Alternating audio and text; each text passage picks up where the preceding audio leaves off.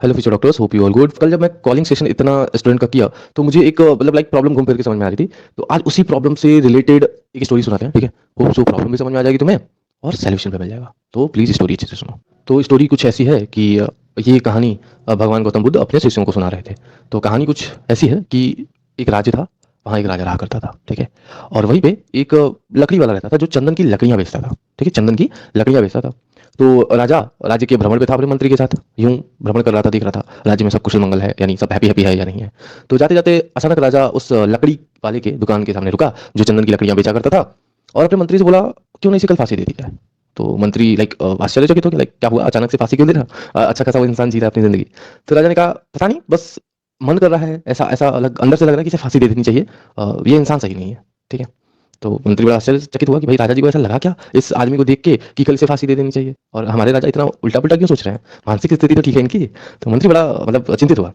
तो उसने क्या किया, अपना वेशभूषा बदला और उसी लकड़ी वाले की दुकान पे गया, ठीक है।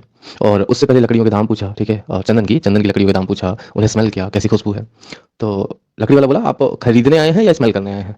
तो मंत्री बोला कि जाहिर जाहिर सी बात है खरीदेंगे। तो कहा, नहीं नहीं, यहाँ पे लोग आते हैं, लकड़ियों के दाम पूछते हैं और स्मेल करते हैं और फिर चले जाते हैं, कोई लकड़ी खरीदता ही नहीं है। मेरा तो धंधा ही बंद हो गया है। मैं तो चाहता हूँ ये राजा कब मर जाए, जैसे ही राजा मरेगा उसके अंतिम संस्कार में इतनी सारी लकड़ियां जाएंगी, क्या पता मेरा वहां से धंधा अच्छा हो जाए। लेकिन ये राजा भी नहीं मर रहा है, मेरा धंधा भी नहीं चमक रहा है। हाँ। तो मंत्री बोला, अच्छा ये बात है। लाइक अब सोचो, सही बात है, जिसकी लकड़ियां नहीं बिक रही हैं, अगर उस राज्य का राजा मरेगा तो चद्दर की लकड़ियां वहीं से जाएंगी उसके अंतिम संस्कार के लिए, ठीक है। सो मंत्री बोला ठीक है। मंत्री ने कुछ लकड़ियां खरीदी और वो लकड़ियां ले जाकर राजा को दिया। राजा से बोला कि ये, वो चंदन की लकड़ियां लेकर राजा के पास गया और राजा से बोला कि ये लकड़ियां आपको उस लकड़ी वाले ने दी है जिसको कल आप फांसी देने के लिए बोल रहे थे। उसने बोला कि हमारे राजा कितना अच्छे से प्रजा का ध्यान रखते हैं, भ्रमण करते हैं, मैं उनके लिए चंदन की लकड़ियां देता हूँ, इससे वो अपने लिए लाइक खूबसूरत लकड़ियां होती हैं, चंदन की स्मेल अच्छी होती है तो कुछ भी बना सकते हैं अपने लिए, ठीक है। सो राजा बड़ा खुश हुआ कि वाह, मतलब मेरी प्रजा यानी मेरे राज्य के लोग कितना मेरे से प्रेम करते हैं, प्यार करते हैं, सपोर्ट करते हैं, और मैं कितना गलत सोच रहा था उस इंसान के बारे में, ठीक है। सो उसने क्या किया, खुश होकर बोला कि ये कुछ सोने की अशर्फियां हैं, यानी उस टाइम पे सोने के सिक्के हुआ करते थे, तो ये सोने के सिक्के ले जाके उसे दे दिया जाए उपहार के तौर पे, हम बहुत प्रसन्न हैं उससे, ठीक है। फिर उसके जो रहते हैं सिपाही वो ले जाते हैं वो सोने के सिक्के उसे दे देते हैं।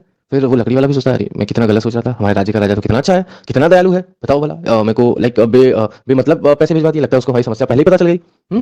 और उसके बाद वो क्या किया कि और खुशी से और इंथुजियाज्म से एक अच्छी सी सोच के साथ लकड़ियां बेचने लगा और लकड़ियों के दाम कम कर दिए, लाइक उनके प्राइस कम कर दिए, क्यों, क्योंकि अभी उसके पास पैसे आ चुके थे। सो ओवरऑल वो अपना जो धंधा था वो करना स्टार्ट कर दिया बहुत ही अच्छी सोच के साथ और कम पैसे के में उसमें लकड़ियों को बेचने लगा, ठीक है। और इधर राजा भी खुश कि अरे वाह, मतलब मेरी प्रजा इतनी मेहनत करती है, मतलब एक मंत्री ने सब कुछ सॉर्ट आउट कर दिया। लेकिन ये मंत्री को हुआ क्या और हुआ कैसे, और इसके पीछे की लर्निंग क्या है। लर्निंग ये है कि एक विचार, एक thought, either it it will positive, either it will negative.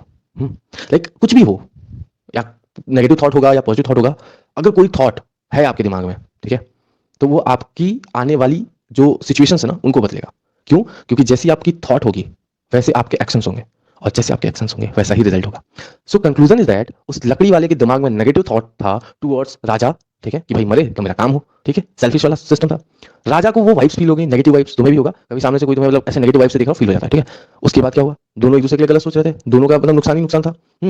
मंत्री ने वही समझा और दोनों की सोच बदल दिया बिना एक दूसरे को बताए उनके लिए। राजा उसके लिए पॉजिटिव सोचने लगा, वो राजा के लिए पॉजिटिव सोचने लगा, दोनों का काम बन गया। सो ओवरऑल यहाँ पे इंपॉर्टेंस क्या है, लाइक इंपॉर्टेंट क्या है, वो है सोच। एक सोच कितना कुछ बदल देती है, एक सोच आपका फ्यूचर बदल देती है, एक थॉट आपका पूरा लाइक लाइफ बदल सकता है, ठीक है। इसीलिए अपने थॉट पे बहुत काम करो। कल जब मैं कॉलिंग सेशन पे था मुझे बहुत ज्यादा नेगेटिव वाइब्स आई थी कुछ लोगों से, ठीक है। लाइक देखो, छोटी छोटी चीजों में प्रॉब्लम ढूंढोगे तो पूरी लाइफ प्रॉब्लम है यार, ठीक है, फिर तो लाइफ जीना बंद करो। और अगर प्रॉब्लम्स में सॉल्यूशन ढूंढना स्टार्ट करोगे तो हर छोटी छोटी प्रॉब्लम का बहुत बड़ा सॉल्यूशन है, ठीक है। परमानेंट है सॉल्यूशन, परमानेंट है, ऐसी कोई प्रॉब्लम नहीं है जिसका कोई सॉल्यूशन ना हो।